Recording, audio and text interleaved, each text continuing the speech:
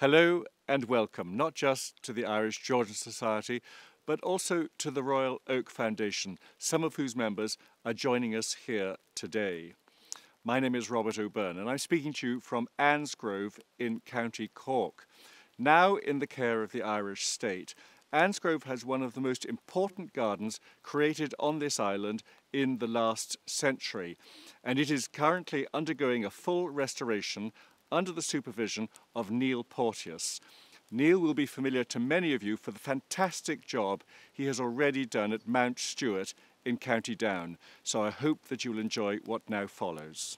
Neil, thanks so much for meeting us here in Ansgrove on a particularly variable day, shall we say, with the weather. And we're going to talk about Ansgrove in due course, but perhaps you'd like to tell me a little bit about your background and how you became involved in gardens. Well, my dad was in the Merchant Navy, which meant he was away for 18 months. So I did the household gardening, which was all just routine. But I really enjoyed it. So when I left school, I didn't have any idea what I wanted to do. And after 6 months working as a carpenter, which I was patently no good at, I just drifted into gardening and worked at a local school. And then after a while, did a course in a year's course. And that was in I think I graduated in 1983. And at the end of that year, we came on a study tour, it was, of Irish gardens, which was more of a drinking holiday in Ireland. And I have very few recollections of that, other than being sort of inebriated. But you mean if I asked you which gardens you visited, you wouldn't necessarily be able to recollect any of them? I certainly wouldn't get the order right. But we came here, and it was to Ansgrove in 1983, and it was a great... I spent a lot of time just... In those days, you know, there was a really good plant collection here, and I hadn't seen Kingdom Ward collections of rhododendrons in the flesh before.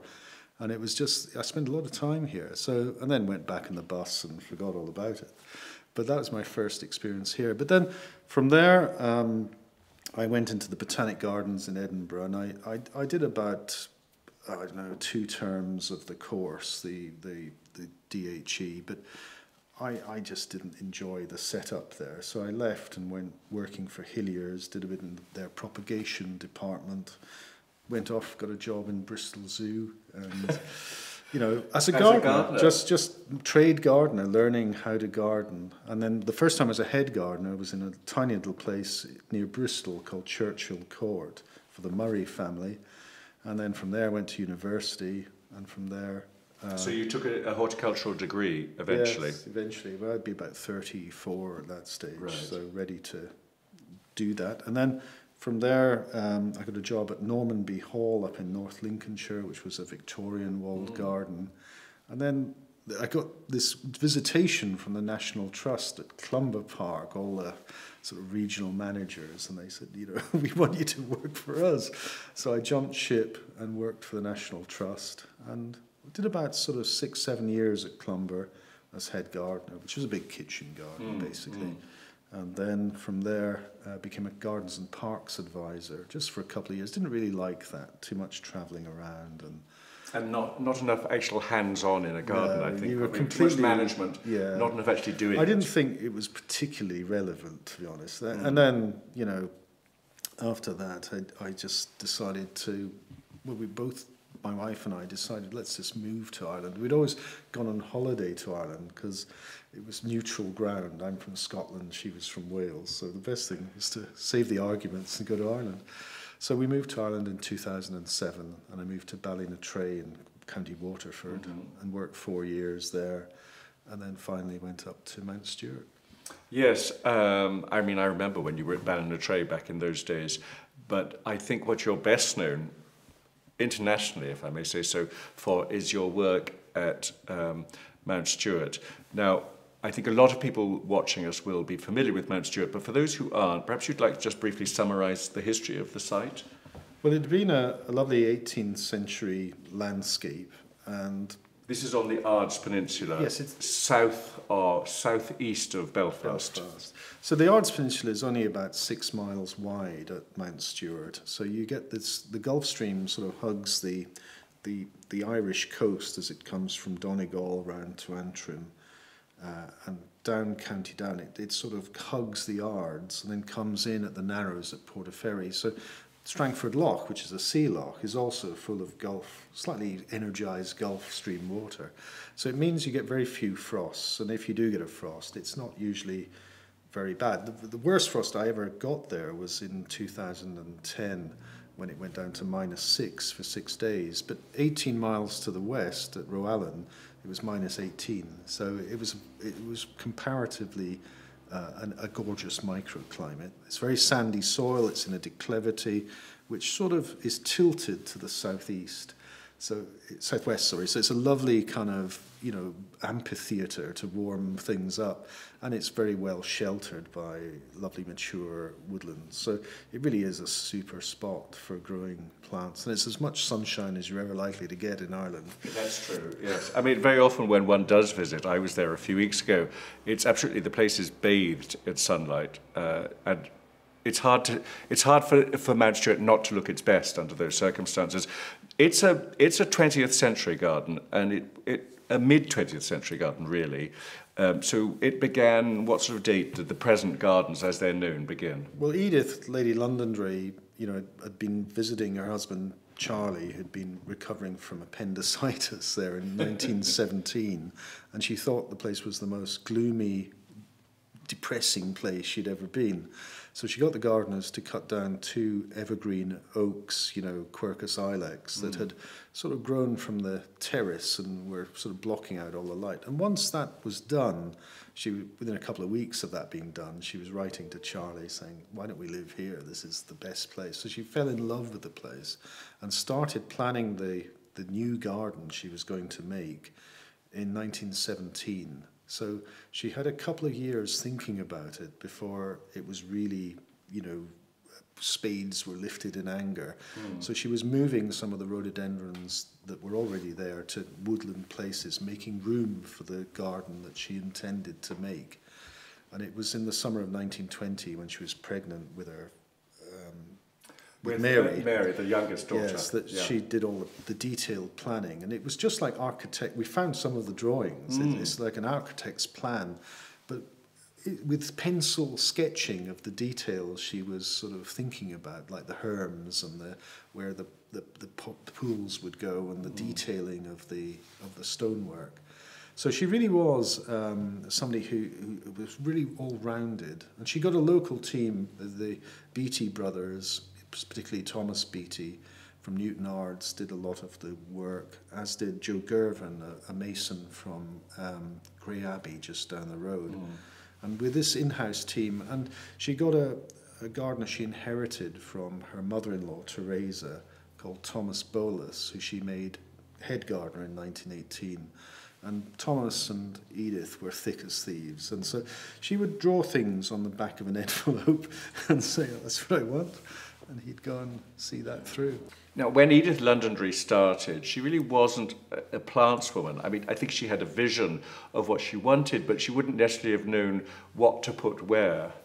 Well, she knew that. So initially she went to Rostrevor House, Sir John Ross of Bladensburg, and he gave her cuttings and divisions and plants very, very generously. But Sir John, didn't really have the energy for Edith, so he very quickly sort of palmed her off, if that's the phrase, to Sir Herbert Maxwell, who had a garden in Wigtonshire, and Sir Herbert and Edith got on like a house on fire, and he was really her horticultural mentor, and he introduced her to the Rhododendron Society and all the movers and shakers, and a lot of the plants that are in Mount Stewart were gifts from Herbert Maxwell. So when you see, for example, in the Shamrock Garden, you see lots of Rhododendron nobleanum. They were 1935 plants brought from Herbert Maxwell's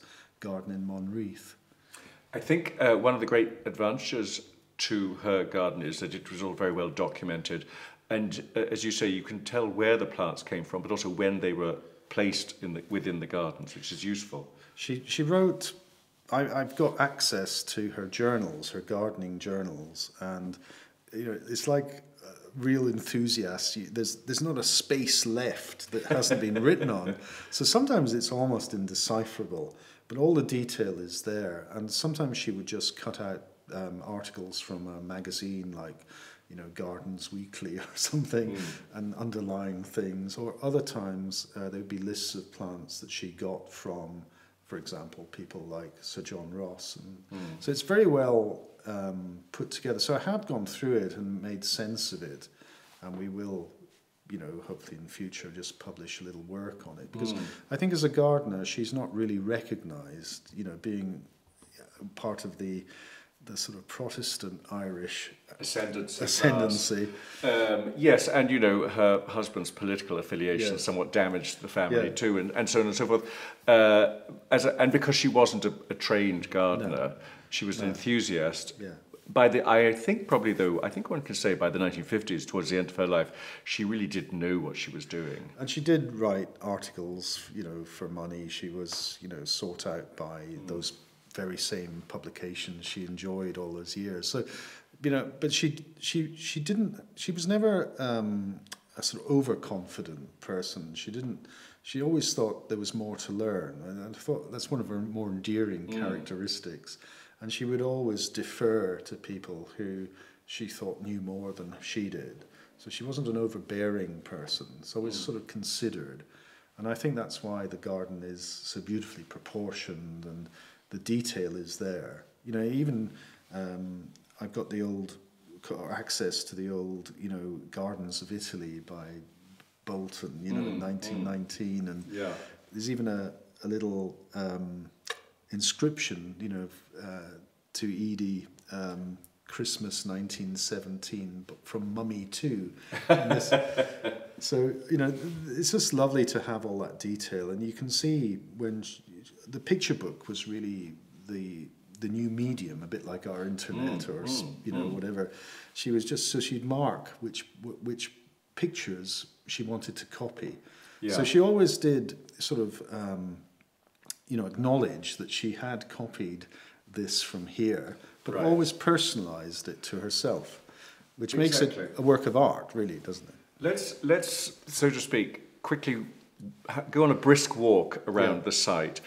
We're at the front of the house, and there are those wonderful gates to the right-hand side. We go through there, and the first part we encounter is the sunken garden. Yeah. And that was one of her earlier installations, shall we say. Yeah, she did the sunk garden after the Italian garden. So if you go further round to the real back of the house that overlooks Strangford Lough to the southwest, you see this huge terrace, first of all, which with beautiful balustrading with acanthus leaf motifs. You'll see big orangery-style pots. All of these were copied from Renaissance gardens, but the idea of it was that you couldn't, from the ground floor, you couldn't see the Italian garden sunk down beneath.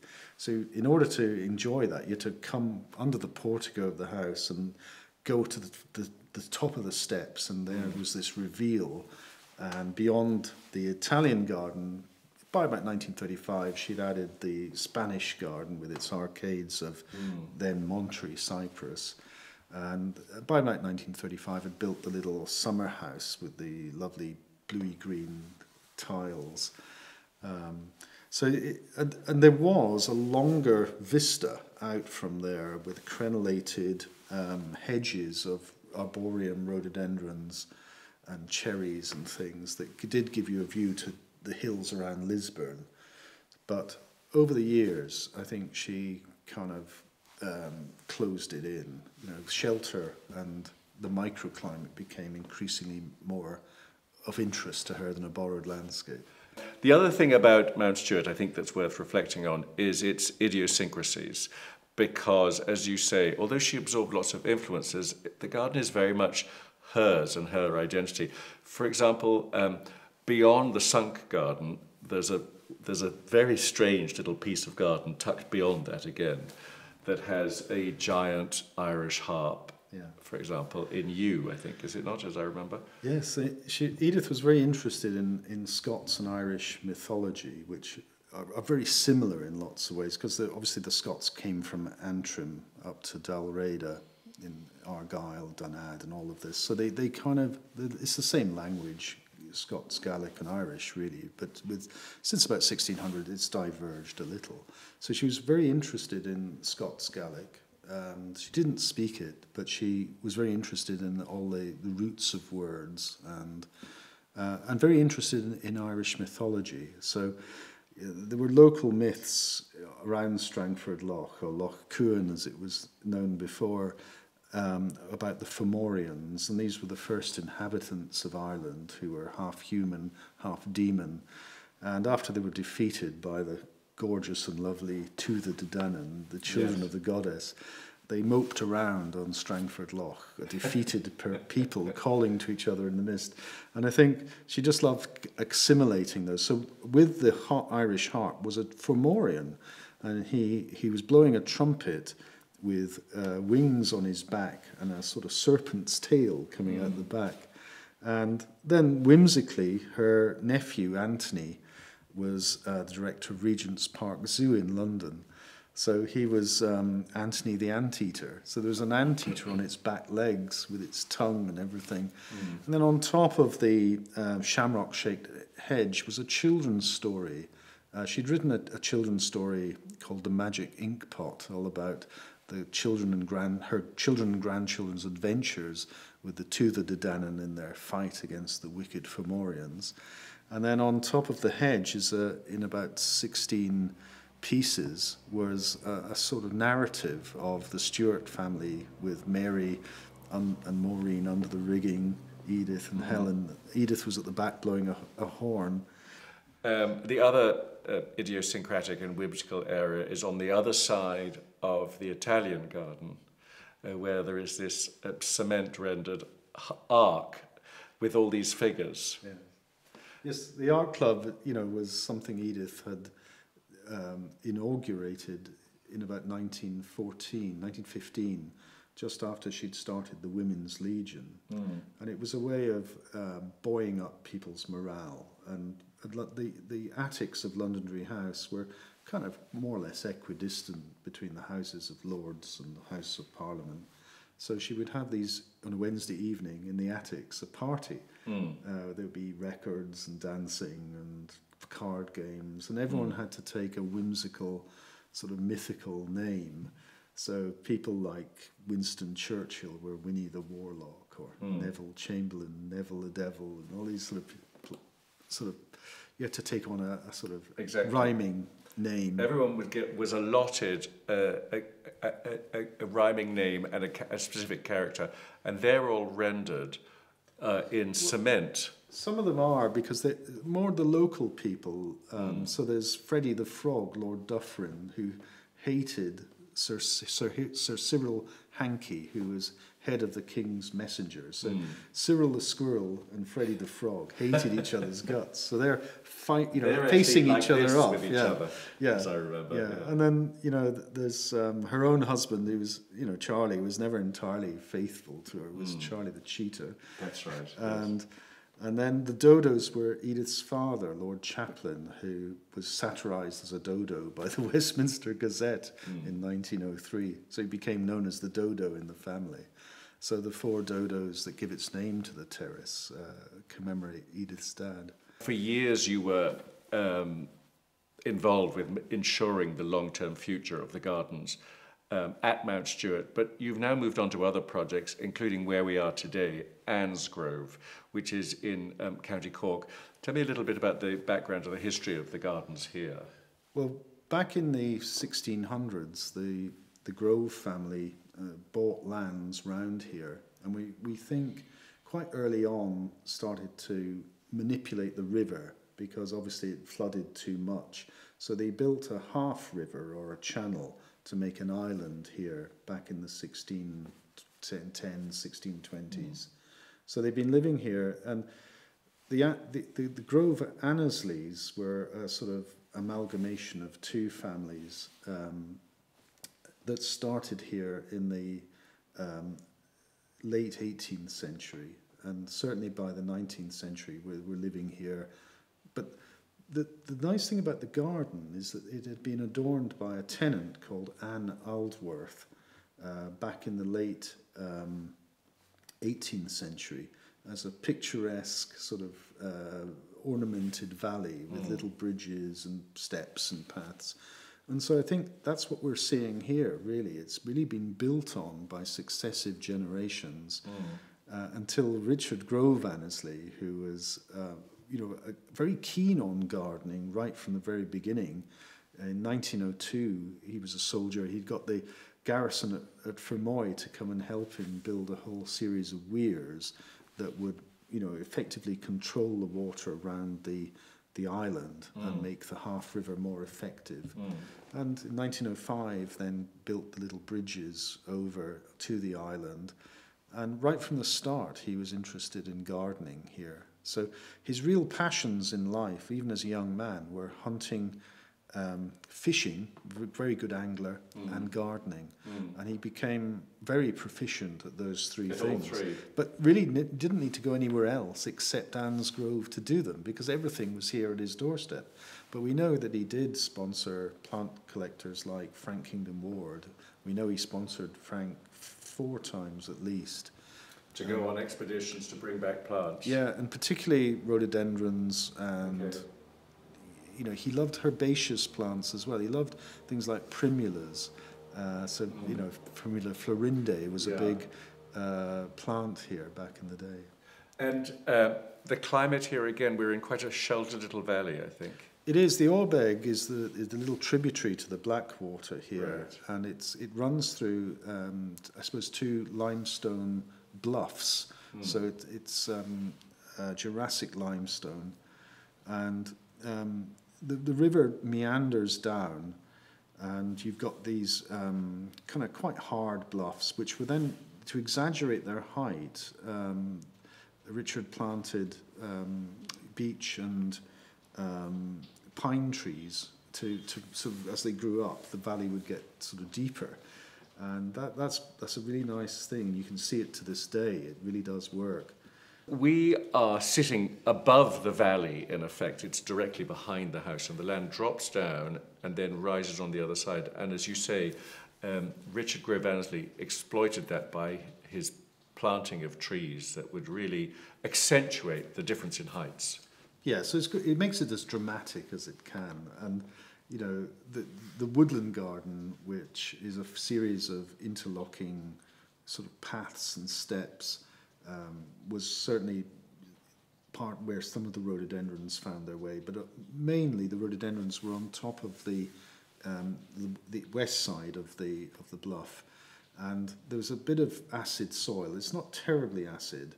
It's only about pH of about 6.5, but you have to keep top dressing, and this used to be done by stripping bogs of peat in the winter. Obviously, we use different methods now. Yeah. But by top dressing with acidic material, we were able to keep the rhododendrons going.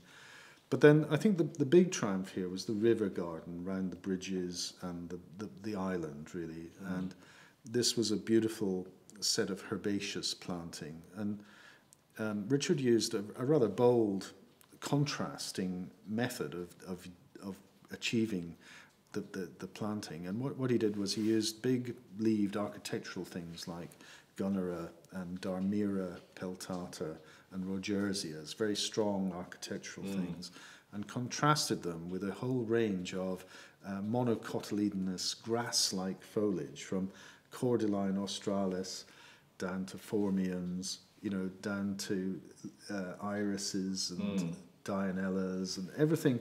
And then with that was lupins. He used lupins to sort of give splashes of colour, and primulas. And the whole garden was and pampas grass even. Do you know? Well, so, again, to get those sort of strong verticals with the broadleaf, the likes of Gunnera and so forth, to have that striking contrast. But lupins surprise me. One now thinks of them as being such a suburban plant. It's hard to imagine them in a country house garden. We have to be careful. He was using Lupinus polyphyllus, which is the one that's taken over New Zealand, so we can't really get away with that anymore. No. But we can use things like Gallery Blue, which are a safe sort of near polyphyllus type, which aren't invasive. So we just have to... It won't take over too much. No, it won't do. No.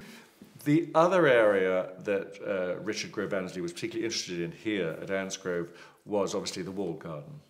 Yes, and his father had developed the walled garden with the central borders and the yew hedging and built a little summer house, like a little Wendy house up on a mound. So Richard really got hold of it and started making herbaceous borders. So the central border, you know, from old photographs that we have, was changed every sort of 4 or 5 years. And there were different colour schemes going in. And they were very high plants, and there were 3 tiers. So a lot of work. There were 8 gardeners here in the 20s and 30s.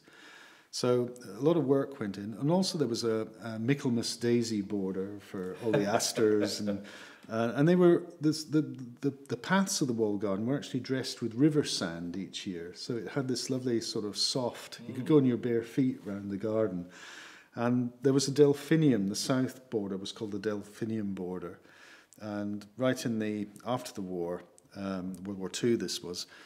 Richard got very interested in Pacific hybrid delphiniums from North America. And there's lots of really sumptuous, short-lived, overpriced delphiniums here, which was lovely. So we're trying to put those elements back into the garden so that he would recognise it as his. And we also had the Wilson 50, which was a collection of azaleas that used to be in the walled garden. We haven't found, I think there's about 38 of them still doing the rounds, but we've just put in common garden ones till we can find the originals, and maybe one day they'll come back in. So when you came here, as you say, the place was very overgrown, but most of the key plants, the bones, were still here beneath all the kind of chaos surface? Some of it had not survived, you know, because you're on a very thin, almost neutral soil. So a lot of the rhododendrons were reaching an age where they were probably borderline, but by not being top dressed and not being looked after, they couldn't really be saved. They'd blown over or whatever. But elsewhere, as you were walking through the garden, you'd see beautiful magnolias in flower, and so those plants were protected. There was a lot of self-sown material, which some of it is worth having. The real sort of effect of the planting here at Ansgrove was chaos. It's really Robinsonian, but plants were allowed to grow next to each other, almost on top of each other for effect. So they'd almost dwarf each other, but it was all carefully managed. So it was managed chaos. Yes. But of course, once the hand of man was removed, only chaos remained. Yeah, you end up with the survival of the fittest, and everything else goes. But that was the aesthetic, and there were bulbs, there were climbers. You know, it was actually a very elaborate and complex planting here, and that's what we're trying to put back long term. So initially, we're putting back the obvious things like the trees and the shrubs, the woody stuff. That's the easy stuff. But the next phase will be to make it elaborate again by having climbers, woody climbers, herbaceous climbers, big perennials, small perennials, sub-shrubs, and then bulbs were a big part of the garden here and always were. So, it's as rich as you can make it here. And that's the finish. I know, aside from here, you're also getting involved in a couple of other gardens here in Ireland. Yes, I've done a bit up in Derry at Brook Hall, which is the Gillilands. The Gillilands. Yeah. And the Gillilands have owned the Brook Hall since 1858. So successive generations, including the current one, David Gilliland, is managing the sites, and the garden they want the garden to be open to the public. But the real sort of contributor there was Commander Frank Gilliland, who, after a chance meeting with Augustine Henry out in the Caribbean in 1918, got interested in trees, and in particular conifers. And so he had this incredible collection of conifers there and built an arboretum, not quite a pine-eaton, but an arboretum to house them. And So the garden has this great history, and a lot of those lovely old conifers are still there. They're not even halfway through their life, so it's a lovely thing. They'd still be quite young, a lot of those Yeah. trees. They'd still be in the process of growing up, really. And there's a beautiful walled garden which, you know, predates the siege of Derry even, you know, because people had to eat. And so these walled gardens served as market gardens for the city of Derry. And of course the boats would take the produce right into town. Absolutely. Yeah, let's just conclude by my asking you, Neil, what do you think is the distinctive trait, the absolute characteristic of the Irish garden?